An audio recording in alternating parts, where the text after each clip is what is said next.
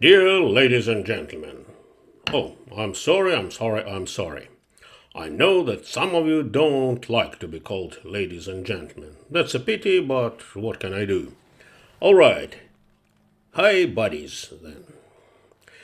Today I would like to ask a few questions. Actually, two questions. And the questions will be rhetorical. What does that mean? It means that the answer is more or less evident. So, question number one. This question is connected with the events of 1921, the last year of Donald Trump's cadention as a US president, and the year when certain groups, one of them is called B, and another one is called Anti. Sorry, we don't have freedom of speech, that's why I cannot even mention those names. But you know what I'm talking about, right? So those two groups organized pogroms, occasionally murders, robberies, and anarchy in most of the cities of the United States of America.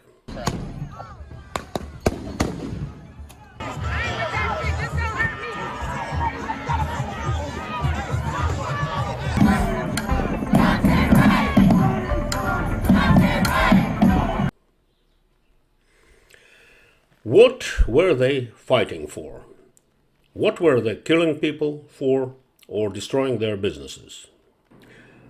Well, according to mass media, all those so-called protests, pogroms, and eventually murders were aimed at the overcoming of the consequences of slavery. Right? We know that.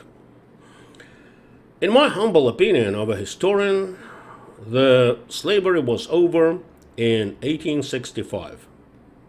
Slavery in America, I mean.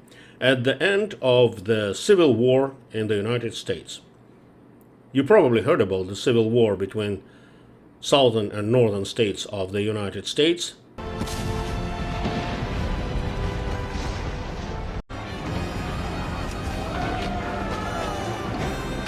Devastating war that lasted 4 years and resulted in deaths of at least 1.5 million Americans.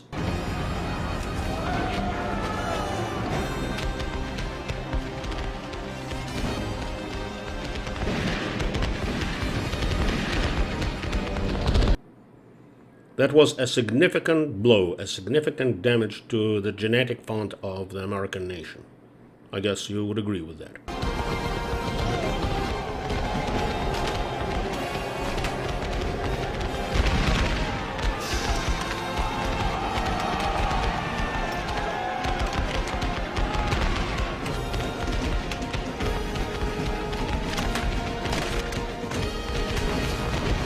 The reason those people died was that the US government wanted to overcome the consequences of slavery.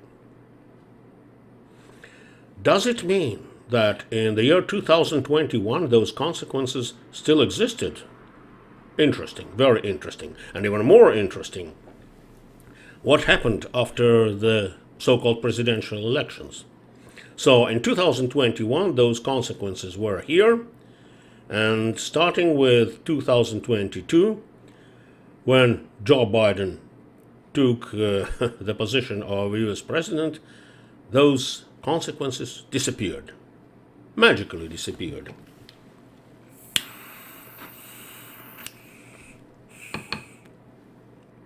And so disappeared those two organizations, just like this smoke.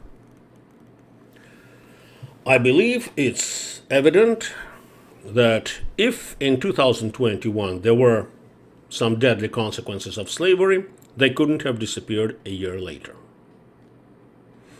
It's also evident that at least most of the consequences of slavery were overcome by the end of the 19th century.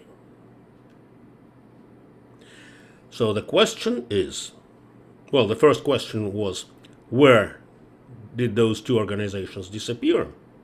And question number two is, if they were not fighting and killing and robbing people and destroying their businesses in order to overcome the consequences of slavery, then what were they doing that for? What was the goal that was fulfilled? Because now we don't hear about them. A very good question. I'm pretty sure that most of you are capable of answering both questions. Well, those of you who are unable to answer those questions, they probably don't even need to ask it themselves. But the majority of you are smart. I know you are smart. Smarter than me, honestly. I'm an old man, and you are young and smart. And you are absolutely capable of finding a correct answer. I have an answer, personally.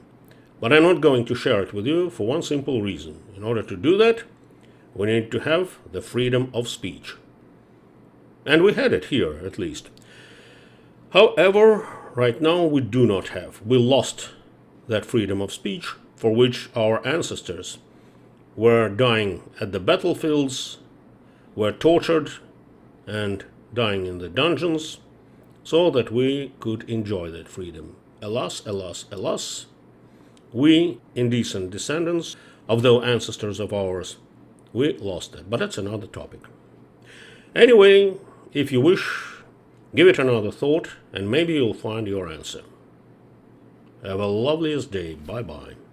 George Floyd! The situation in Minneapolis is no longer in any way about the murder of George Floyd. It is about attacking civil society, instilling fear, and disrupting our great cities.